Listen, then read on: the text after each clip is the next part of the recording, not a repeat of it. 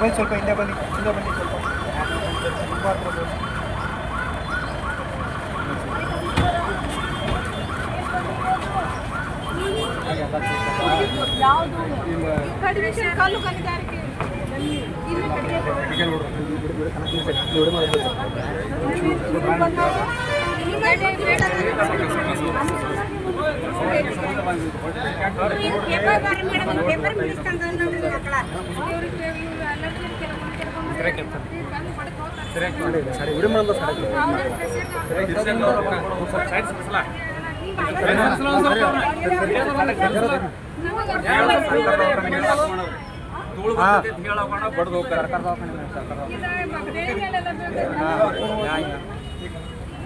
ರಾಜ್ಯ ಮಹಿಳಾ ಆಯೋಗದ ಅಧ್ಯಕ್ಷರಾದ ನಾಗಲಕ್ಷ್ಮಿ ಚೌಧರಿ ಅವರು ಮಂಗಳವಾರ ಅಥಣಿ ತಾಲೂಕು ಸರ್ಕಾರಿ ಆಸ್ಪತ್ರೆಗೆ ದಿಢೀರ್ ಭೇಟಿ ನೀಡಿದ್ದಾರೆ.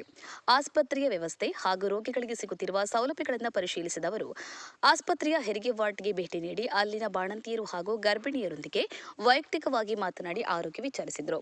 ನಂತರ ಮಾಧ್ಯಮದೊಂದಿಗೆ ಮಾತನಾಡಿದ ಅವರು ಅಥಣಿ ಆಸ್ಪತ್ರೆಯಲ್ಲಿ ತಿಂಗಳಿಗೆ ಸರಾಸರಿ 400 ಹೆರಿಗೆಗಳಾಗುತ್ತಿವೆ. ಇಲ್ಲಿ 3 ಸ್ತ್ರೀರೋಗ ತಜ್ಞರು ಹಾಗೂ 2 ಅರವಳಿಕೆ ತಜ್ಞರು ಉತ್ತಮವಾಗಿ ಕಾರ್ಯನಿರ್ವಹಿಸುತ್ತಿರುವುದು ಸಂತಸದ ವಿಷಯ. ರೋಗಿಗಳು ಕೂಡ ವೈದ್ಯರ ಸೇವೆಯ ಬಗ್ಗೆ ತೃಪ್ತಿ ವ್ಯಕ್ತಪಡಿಸಿದ್ದಾರೆ ಎಂದು ಮೆಚ್ಚುಗೆ ಸೂಚಿಸಿದರು.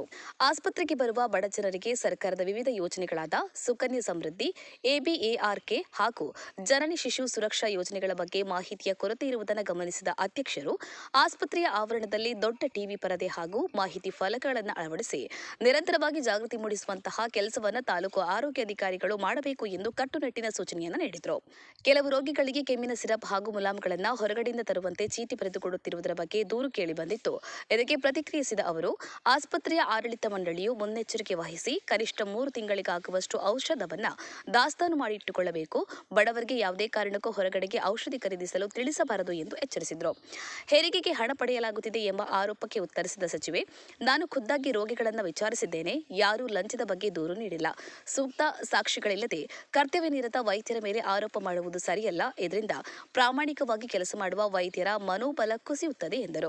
ಇದೇ ವೇಳೆ ಆಸ್ಪತ್ರೆಯಲ್ಲಿ ರೇಡಿಯಾಲಜಿಸ್ಟ್ ಹುದ್ದೆ ಭರ್ತಿ ಮಾಡುವಂತೆ ಸರ್ಕಾರಕ್ಕೆ ಪತ್ರ ಬರೆಯುವುದಾಗಿ ಭರವಸೆ ನೀಡಿದರು. ಅಲ್ಲದೆ ಧಾರವಾಡದ ಜೈಲಿನಲ್ಲಿದ್ದುಕೊಂಡು ಮಹಿಳೆಯರಿಗೆ ಕಿರುಕುಳ ನೀಡುವ ಪ್ರಕರಣಗಳಲ್ಲಿ ಮೊಬೈಲ್ ಒದಗಿಸಿದ ಅಧಿಕಾರಿಗಳ ವಿರುದ್ಧ ಗೃಹ ಸಚಿವರಿಗೆ ವರದಿ ಸಲ್ಲಿಸುವುದಾಗಿ ತಿಳಿಸಿದರು.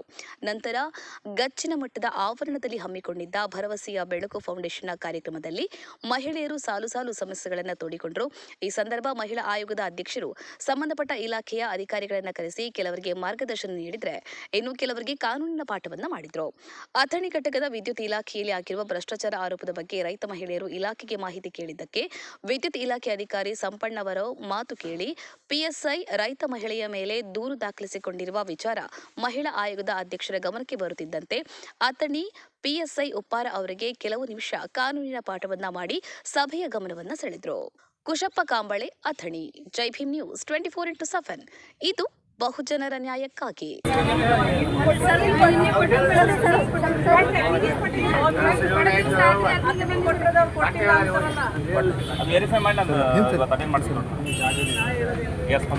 ಅವ್ರ ಪರ್ಮಿಷನ್ ತೊಗೊಂಡಾರೋ ತೊಗೊಂಡಿಲ್ಲ ನನಗೆ ಗೊತ್ತಿಲ್ಲ. ಬಟ್ ಆದರೆ ಅಲ್ಲಿನ ಜನಕ್ಕೆ ಫಸ್ಟ್ ಆಫ್ ಆಲ್ ಎಲ್ಲ ಮೈಯಲ್ಲಿ ಎಲ್ಲ ಕಾಯಿಲೆ.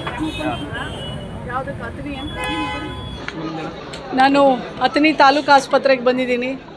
ಒಂದು ತಿಂಗಳಿಗೆ ಸುಮಾರು 350-400 ಹೆರಿಗೆ ಮಾಡ್ತಾರೆ. ಖುಷಿ ಏನಂದರೆ 3 ಸ್ತ್ರೀ ತಜ್ಞರಿದ್ದಾರೆ, 3 OBG ಡಾಕ್ಟ್ರುಗಳಿದ್ದಾರೆ. ಅನೆಸ್ಥೆಟಿಸ್ಟ್ ಎಷ್ಟು ಜನ ಇದ್ದಾರೆ? 2 ಅನೆಸ್ಥೆಟಿಸ್ಟ್ ಇದ್ದಾರೆ. ರೇಡಿಯಾಲಜಿಸ್ಟು ಇಲ್ಲ, ಮಾಡಿಸ್ಕೊಳ್ಳಿ, ಒಂದು ಲೆಟ್ರ್ ಕೊಡಿ. ಇಷ್ಟೊಂದರಿಗೆ ಈಗ ಪಕ್ಕದಲ್ಲಿ ತಾಯಿ ಮಕ್ಕಳ ಆಸ್ಪತ್ರೆನೂ ಕಟ್ತಾ ಇದ್ದಾರೆ. ಅದನ್ನು ನೋಡಿ ನನಗೆ ತುಂಬ ಖುಷಿ ಆಯಿತು. ಯಾಕಂದರೆ ತಾಯಿ ಬಾಣಂತಿಯರು ಮತ್ತು ನಾನು ಪ್ರತಿಯೊಂದು ಗರ್ಭಿಣಿಯರನ್ನ, ಬಾಣಂತಿಯರನ್ನ, ಅವ್ರನ್ನ ಕರ್ಕೊಂಬಂದಂಥ ಅಟೆಂಡರ್ಸ್ನ ಎಲ್ಲರನ್ನೂ ಮಾತಾಡಿಸಿದ್ದೀನಿ. ಡಾಕ್ಟ್ರು ಬಗ್ಗೆ ಅವರೆಲ್ಲರೂ ಪ್ರಶಂಸೆಯನ್ನು ವ್ಯಕ್ತಪಡಿಸಿದ್ದಾರೆ. ಇಷ್ಟೇ ಏನಂತಂದರೆ ಸರ್ಕಾರದ ಯೋಜನೆಗಳ ಬಗ್ಗೆ ಮಾಹಿತಿ ಇಲ್ಲ. ಅದು ನಮಗೆ ಭಾಳ ಬೇಜಾರು ಅನಿಸಿದ್ದು. ಯಾಕಂದರೆ ಎಲ್ಲ ಬಡವರು, ಅವ್ರಿಗೆ ಆ ಮಾಹಿತಿಗಳ ಕೊರತೆ ಇರಬಾರ್ದು. ಹಾಗಾಗಿ ನಾನು ನಮ್ಮ THO ಅವ್ರಿಗೆ ಹೇಳಿದ್ದೀನಿ, ಎಲ್ಲವನ್ನ ಹಾಕಿ ಡಿಸ್ಪ್ಲೇ ಮಾಡಿ, ಒಂದು TV ಹಾಕಿ. TVನಲ್ಲಿ ಇಲ್ಲೆಲ್ಲ ಜನ ಕೂತ್ಕೊಂಡಿದ್ದಾಗ ಅದು ಹೋಗ್ತಾ ಇರುತ್ತೆ ಮಾಹಿತಿ. ಅದರಿಂದ ಜನ ಮಾಹಿತಿ ತಿಳ್ಕೊಳ್ತಾರೆ. ಅದು ABRK ಇರ್ಬೋದು, ಸುಕನ್ಯಾ ಸಮೃದ್ಧಿ ಇರ್ಬೋದು, ಬೇಟಿ ಬಚಾವೋ ಎಲ್ಲ ಹೆಣ್ಮಕ್ಳದ್ದು ಏನಿದೆ ಎಲ್ಲವೂ ಇಟ್ ಹ್ಯಾಸ್ ಟು ರನ್. ಆಮೇಲೆ ಜನನಿ ಶಿಶು ಸುರಕ್ಷಾ ಯೋಜನೆ ಅಡಿ ಏನೇನೆಲ್ಲ ಅವ್ರಿಗೆ ಸಿಗತ್ತೆ ಎಲ್ಲವೂ ಅದು ಒಂದು ಮಾಹಿತಿ ಕಡಿಮೆ ಇದೆ. ಮತ್ತು ಶೌಚಾಲಯದಲ್ಲಿ ಈ ಸಿಂಕ್ಗಳೆಲ್ಲ ಕೆಲಸ ಮಾಡ್ತಾ ಇಲ್ಲ, ಟ್ಯಾಪ್ಗಳೆಲ್ಲ ಆಫ್ ಆಗಿದ್ದಾವೆ, ಅವು 360 ಡಿಗ್ರಿ ತಿರುಗ್ತಾ ಇದ್ವು. ಬಟ್ ಆದರೆ ಪೇಷಂಟ್ಸ್ಗೆ ಕುಡಿಯೋ ನೀರಿನ ವ್ಯವಸ್ಥೆ ಮತ್ತು ಬಿಸಿನೀರು ಬೇಕಾಗಿದೆ ಎಲ್ಲವನ್ನೂ ಕೊಡ್ತಾ ಇದ್ದಾರೆ. ಅದರಲ್ಲಿ ಯಾರೂ ಪೇಷಂಟ್ಸ್ ಕಂಪ್ಲೇಂಟ್ ಮಾಡಲಿಲ್ಲ. ಮತ್ತು ಆಚೆ ಕಡೆ ಇದು ಏನು ಮದ್ದು ಮಾತ್ರೆ ಕೊಡೋ ವಿಷಯದಲ್ಲಿ ಅಲ್ಲಿ ಕ್ಯೂವಲ್ಲಿ ನಿಂತಿದ್ದವರು ಒಂದಷ್ಟು ಜನ ಎಲ್ಲ ಕೊಡ್ತಾರೆ ಅಂದರು, ಒಂದಷ್ಟು ಜನ ಇಲ್ಲ ಮೇಡಮ್ ಗಿಲಾಮ್ ಇದ್ದರೆ ಎಲ್ಲ ಆಚೆ ಕಡೆ ಬರ್ಕೊಡ್ತಾರೆ ಅಂತಂದರು. ಒಂದು ತಾಯಿನೂ ಅಷ್ಟೇ ಕೆಮ್ಮಿಗೆ ಬಂದಿದೆ ಆಚೆ ಬರ್ಕೊಡ್ತಾರೆ ಅಂದರು. ಆ್ಯಕ್ಚುಲಿ ಕೆಲವೊಂದು ಆಸ್ಪತ್ರೆಗಳಿಗೆಲ್ಲ ಫಂಡ್ಸ್ ಇಲ್ಲ, ಫಂಡ್ಸ್ ಕಡಿಮೆ ಇದೆ, ಹಾಗಾಗಿ ನಾವು ಹೊರಗಡೆ ಕೊಡ್ತಿದ್ದೀವಿ ಅಂತ ಹೇಳ್ತಾರೆ. ಬಟ್ ಆದರೆ ಮನಸ್ಸು ಮಾಡಿದ್ರೆ ಎಲ್ಲವನ್ನೂ ಮಾಡ್ಬೋದು. ಯಾಕಂದರೆ ನಾನು ಇಡೀ ಕರ್ನಾಟಕ ಓಡಾಡ್ತಾ ಇದ್ದೀನಿ, ಫಂಡ್ಸ್ನೂ ಸಹ ತರ್ಬೋದು, 3 ತಿಂಗಳು ಸ್ಟಾಕ್ ಇಟ್ಕೋಬೋದು. ಇಲ್ಲಿನ ಆಸ್ಪತ್ರೆಯ ಮೇನ್ ಯಾರು ಇರ್ತಾರೆ ಅಡ್ಮಿನ್ನು, ಅವರು ಸ್ವಲ್ಪ ಗಮನ ಹರಿಸಿ ಮಾಡಬೇಕು ಅಂತ ನಾನು. ಮತ್ತು ಏನೇ ಅವ್ರಿಗೆ ಔಷಧಿಗಳಿಗೇನಾದರೂ ಅವ್ರಿಗೆ ಕೊರತೆ ಇದ್ದರೆ ನಾನು DC ಅವ್ರ ಗಮನಕ್ಕೂ ಸಹ ಇವತ್ತು ತೊಗೊಂಬರ್ತೀನಿ. ಆಸ್ಪತ್ರೆ ಪರಿಸರಿಸಿದಾಗ ನಮ್ಮ ಹತ್ರ ಬಂದು ಹೇಳ್ತಾ ಇದ್ರು ಇವು 3,500 ರೂಪಾಯಿ ತಗೋತಾರೆ ಡೆಲಿವರಿಗೆ. ಅಲ್ಲ ಈಗ ನೋಡಿ, ನಾನು ಒಂದು 3-4 ಕಡೆ ಕೇಳಿದ್ದೀನಿ ಆಯಿತಾ, ಯಾರು ನಾವು ಕೊಟ್ಟಿದ್ದೀವಿ ಅಂತ ಹೇಳಿಲ್ಲ. ಆಮೇಲೆ ನೀವೆಲ್ಲ ಪತ್ರಕರ್ತರು, ನಾನು ಯಾಕೆ ಹೇಳ್ತೀನಿ ನೋಡಿ, ಒಂದು ಡಾಕ್ಟ್ರನ್ನ ನಾವು ದೂಷಣೆ ಮಾಡಬೇಕಾದ್ರೆ ನಮ್ಮ ಹತ್ರ ಅಲ್ಲಿ ಎವಿಡೆನ್ಸ್ ಇರಬೇಕು ರೀ. ಸುಮ್ಮನೆ ಹೇಳೋದು ತಪ್ಪು ರೀ. ಯಾಕೆ ಅಂತಂದರೆ ನಾನು ಎಷ್ಟೋ ಆಸ್ಪತ್ರೆಗಳಲ್ಲಿ ನೋಡಿದ್ದೀನಿ, ಡಾಕ್ಟ್ರುಗಳಿಲ್ಲ ರೀ. ಇಲ್ಲಿ ನನಗೆ ಖುಷಿ ಏನಾಗಿದೆ ಅಂದರೆ 3 OBG ಡಾಕ್ಟ್ರುಗಳಿದ್ದಾರೆ ಇಲ್ಲಿ. ನಾವು ಪ್ರತಿ ಸಲ ನಾವು ಡಾಕ್ಟ್ರಿಗೆ ದೂಷಣೆ ಮಾಡ್ಕೊಂಡೋದ್ರೆ ಅವ್ರು ಬಿಟ್ಟೋದ್ರೆ ನೀವು ಯಾರು ಕೇಳೋಕ್ಕಾಗೋದಿಲ್ಲ ರೀ. ಹಾಗಾಗಿ ನಾವು ಯಾವುದೇ ಒಂದು ಡಾಕ್ಟ್ರ್ ಮೇಲೆ ಒಂದು ಅಪರಾಧ ವಹಿಸಬೇಕು ಅಂತಂದರೆ ಅಲ್ಲೇ ಎವಿಡೆನ್ಸಸ್ನ ಕ್ರೋಢೀಕರಣ ಮಾಡ್ಕೊಂಡು ನೀವು ಹೇಳಿದಾಗ ನಾವು ಪ್ರಶ್ನೆ ಮಾಡ್ತೀನಿ ರೀ. ನೀವು ನೋಡಿದ್ದೀರಾ, ನಾನೇನು ಸುಮ್ಮನೆ ಇರೋದಿಲ್ಲ ರೀ, ಬಿಡೋದು ಇಲ್ಲ. ಹೆಚ್ಚಿನ ಎಲ್ಲ ಮಟ್ಟಕ್ಕೂ ತೊಗೊಂಡು ಹೋಗ್ತೀನಿ ರೀ. ನಾನು ಎಲ್ಲ ಚೀಫ್ ಸೆಕ್ರೆಟರಿ ತನಕ ಬರೀತೀನಿ ರೀ. ಹಾಗಾಗಿ ನನಗೆ ಇಲ್ಲಿ ಆಸ್ಪತ್ರೆಯಲ್ಲಿ ಯಾರೇ ಆಗಲಿ ನನಗೆ ಬಂದು ಹೇಳಲಿಲ್ಲ, ಅವ್ರ ಅಟೆಂಡರ್ಸು ಹೇಳಲಿಲ್ಲ, ತಾಯಂದಿರು ಹೇಳಲಿಲ್ಲ, ಬಾಣಂತಿ ಗರ್ಭಿಣಿಯರ ಜೊತೆ ಇರ್ತಾರಲ್ಲ ಅವರನ್ನು ಕೇಳೀನಿ, ನಿಮ್ಮ ರೊಕ್ಕ ಇಸ್ಕೊಂಡಾರ ಏನೋ, ಅವ್ರು ಯಾರೂ ಹೇಳಲಿಲ್ಲ ರೀ. ಹಾಗಾಗಿ ನಾನು ಹೇಳಲಿಕ್ಕೆ ಆಗೋದಿಲ್ಲ ರೀ. ಅಂಜಿ ಅಂತ ಹೇಳಿದಾಗ ಡಾಕ್ಟ್ರ್ ಮೇಲೆ ನಾನು ಅಪರಾಧ ಒಪ್ಸಕ್ಕೆ ಆಗೋದಿಲ್ಲಪ್ಪ ತಮ್ಮ.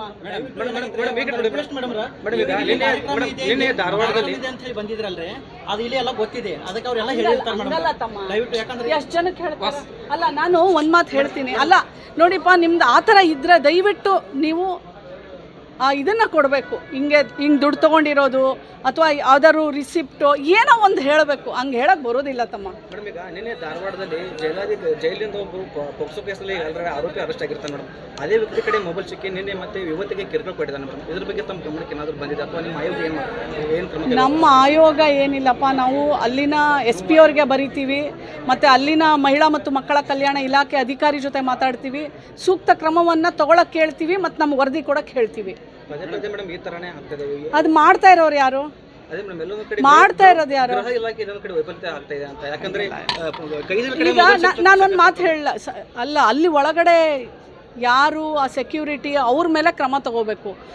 ಅಂಥದ್ದು ಏನಾದರೂ ವಿಫಲತೆ ಆಗಿದ್ರೆ ನಾನೇ ಬರಿತೀನಿ. ಯಾಕಂದರೆ ಅವ್ನು ಮೊಬೈಲ್ ಇಟ್ಕೊಂಡು ಯಾವುದೋ ಹೆಣ್ಣುಮಗಳಿಗೆ ಮಾನಸಿಕವಾಗಿ ಕಿರುಕುಳ ಕೊಡ್ತಾ ಇದ್ದಾನೆ ಅಂತಂದರೆ ಆ ಮೊಬೈಲ್ ಬಿಟ್ಟಂತ ಆ ಜೈಲಿನಲ್ಲಿ ಕೆಲಸ ಮಾಡ್ತಾ ಇರೋಂಥ ಅಧಿಕಾರಿ ಮೇಲೆ ಕ್ರಮ ಆಗಬೇಕು ಅಂತ ನಾನು ಬರಿತೀನಿ ಗೃಹ ಸಚಿವರಿಗೆ.